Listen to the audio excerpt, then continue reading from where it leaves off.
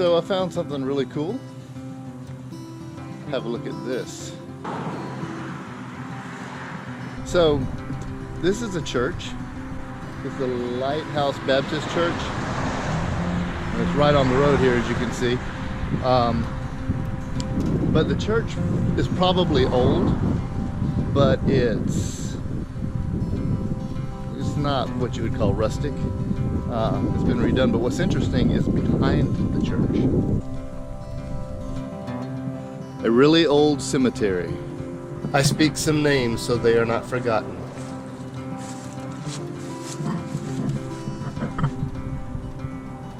Martha J., wife of J.A. Wilson, July 1844 to 1904.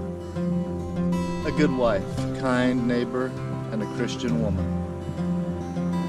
And right beside her, J.A. Wilson, born in Georgia, September 13th, 1842, died November the 6th, 1928.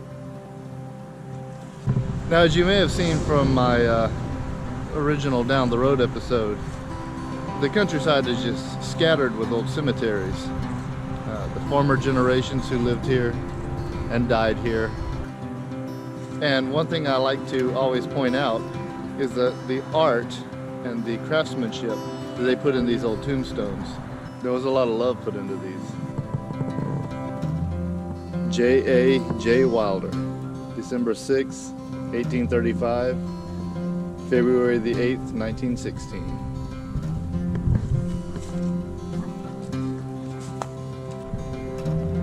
Mother, Sarah Walters, born December 6, 1816 to July the 21st, 1896. Asleep in Jesus.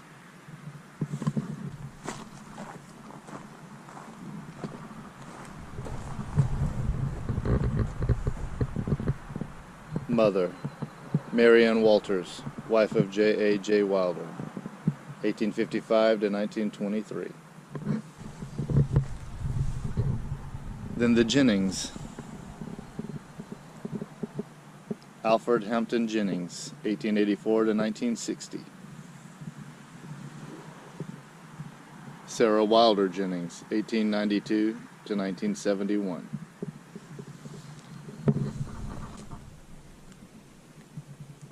Mary Virginia Wilder, 1914 to 1929. William Tillman Jennings. Billy Sunday. Interesting, he's got his nickname on here. 1920 to 2003. Over here is a small patch of graves that are broken and just an odd little configuration here. A.L. Fallis, 1842 to 1913. Artillery.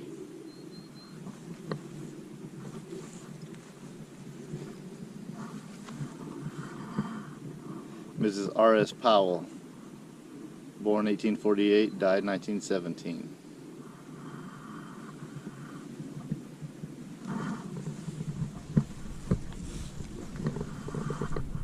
R.S. Powell, born 1851, died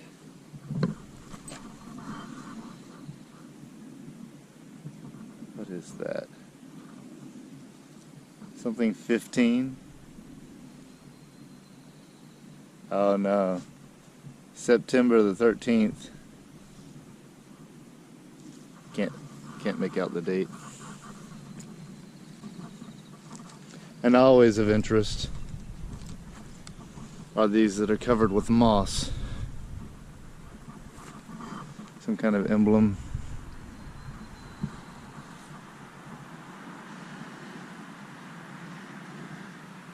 What is the name? Eva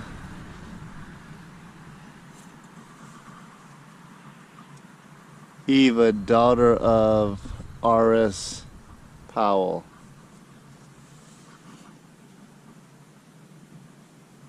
(1881 to 1901). Many graves are barely recognizable as such, and there are no names to see.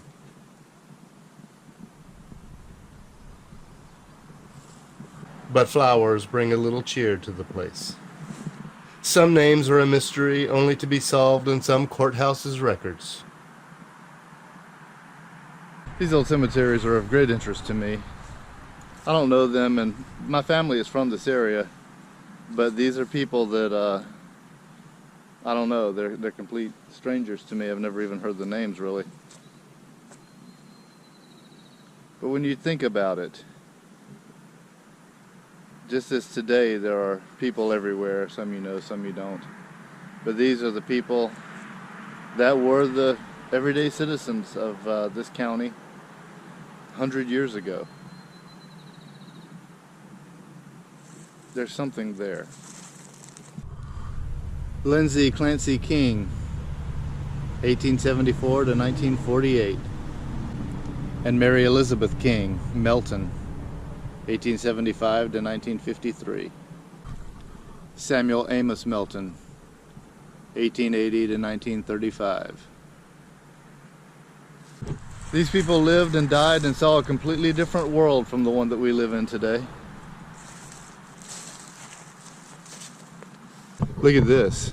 It's talking about the art that they put into the old gravestones.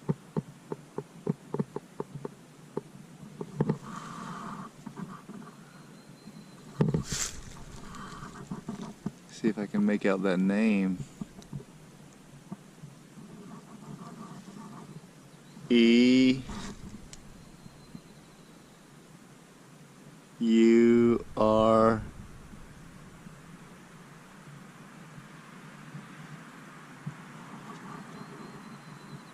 Ural, daughter of W.P. Minial? Hale? Wow. This is why it's so important to shoot this stuff, because soon you won't even be able to make out the name. And yeah, I should have wax paper and chalk, but 1838 to 1904.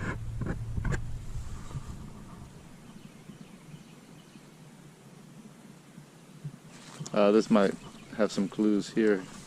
Hall, not Hale. W.F. Hall, 1868 to 1910. Woodman of the World Memorial. Just look at the artistry.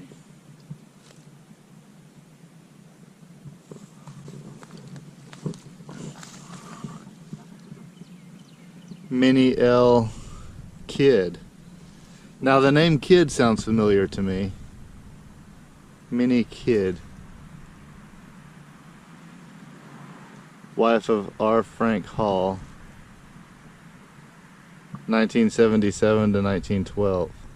No, 1877 to 1912, excuse me.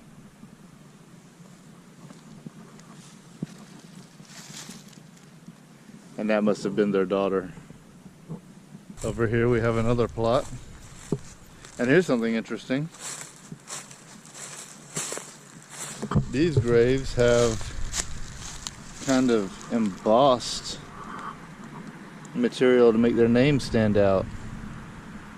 Charlie Good Dorman, 417 to 917. Interesting, it doesn't have a year. Lena Pearl Dorman, 421 to 523.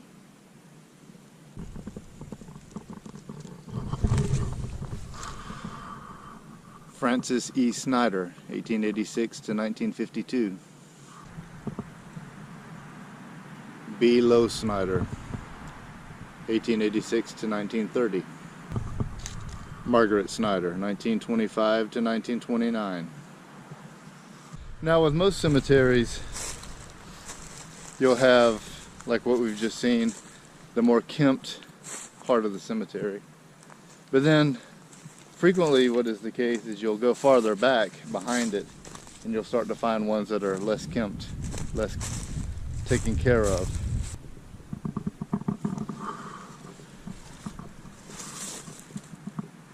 In loving memory,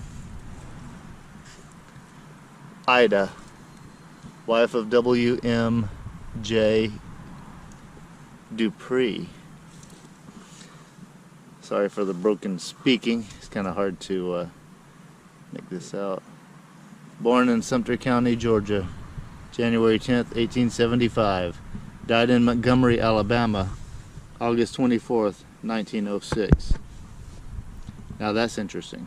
Most of the tombstones don't have that in-depth information. I move toward the graves less cared for.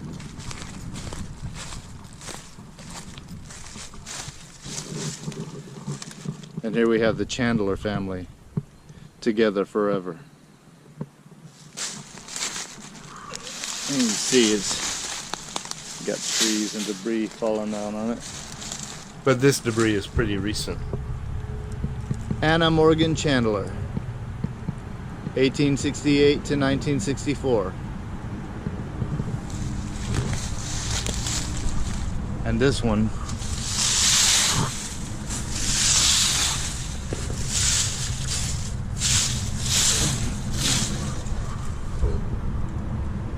John Laban Chandler, 1867 to 1929.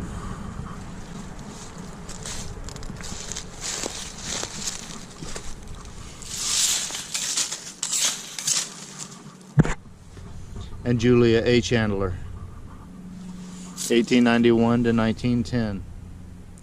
Some of these people had a very short life. Some of them had a very long life. One of the things that I have heard people say a lot over the years is that the average age in the previous century was like 35, or people didn't live as long as they do today. But in my experience in a lot of these cemeteries, there are a lot of people who live to be a very ripe old age. But some give little clue. Look at this one. Each cemetery has its share of the nameless.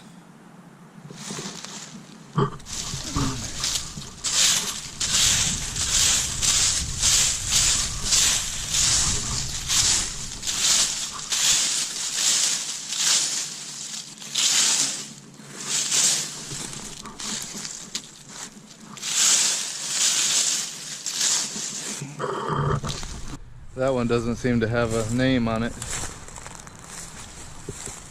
Neither do these. Some are just the opposite. And here's a thing of interest.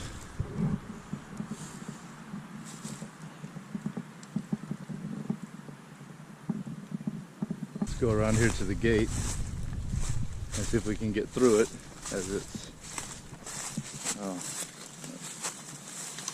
doesn't look too good.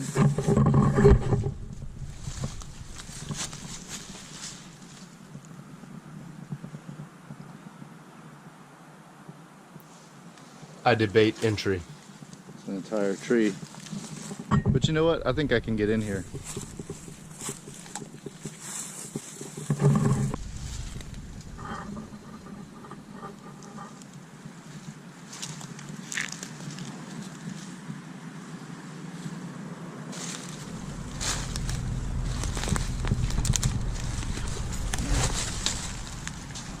But here we have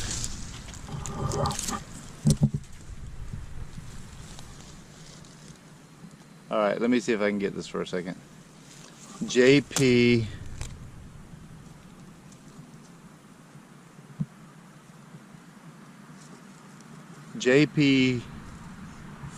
Franabarger,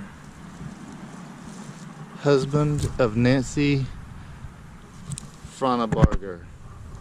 Okay, that's an unusual name. I'm guessing it's probably something like German. 1844 to 1917.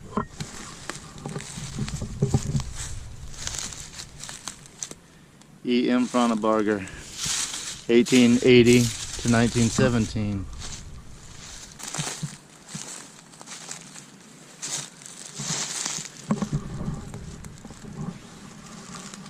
What's that? Nancy, wife of J.P. Frauenbarger, 1843 to 1817.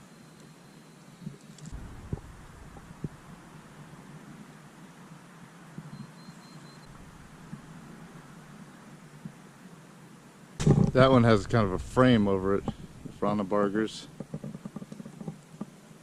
I realize I'm very well not pronouncing that name correctly. Just phonetically feeling it out, really. But no disrespect to the deceased. And then we have James Q. Frauenbarger, 1877 and 1947. Lula Bradford. Lula Bradford, wife of James Q. Frauenbarger, 1878 to 1947. Sherd T. Bradford, 1868 to 1948. And Jenny Smith, wife of Sherd T. Bradford, 1878 to 1942.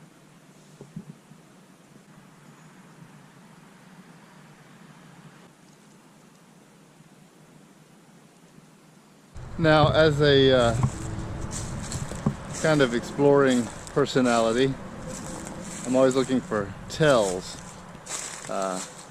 things that betray where something used to be. And behind the fence at the back of this church's property, you'll see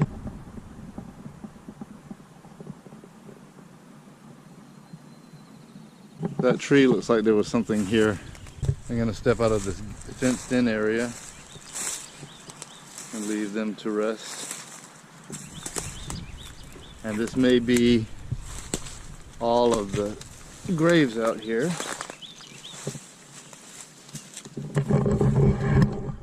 I'm going to close this back because that's just the right thing to do.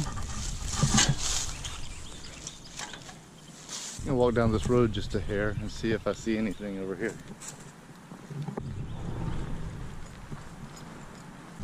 Now, if you look closely, there's this tree that I just shot a little while ago. But if you pan down, there are a lot of trees.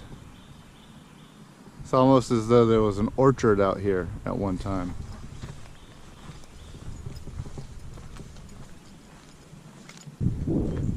The countryside was once a lot more populated than it is today. There's people populating the countryside, but there were once farms and homesteads out there with fields all along the roads of America, and specifically Sumter County.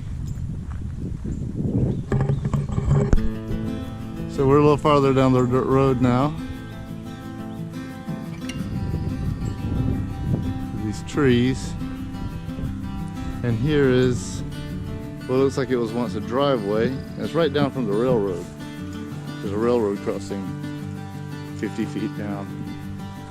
But interestingly enough, what caught my attention in the formation of the trees has led me to this.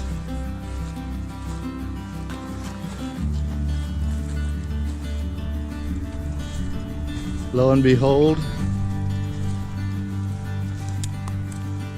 stairs. Stairs that go to a house that only exists in the past. If ghosts be here, at least they have a sun-drenched field to haunt, neath a silver blue sky. This was probably once well-maintained, open fields. Today it's just grown over into woods with nothing left but a little building and a staircase to nowhere.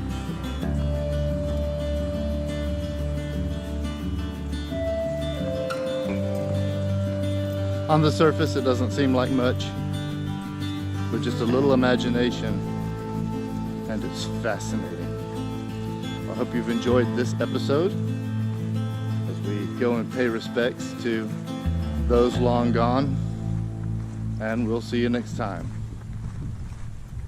Have a great day.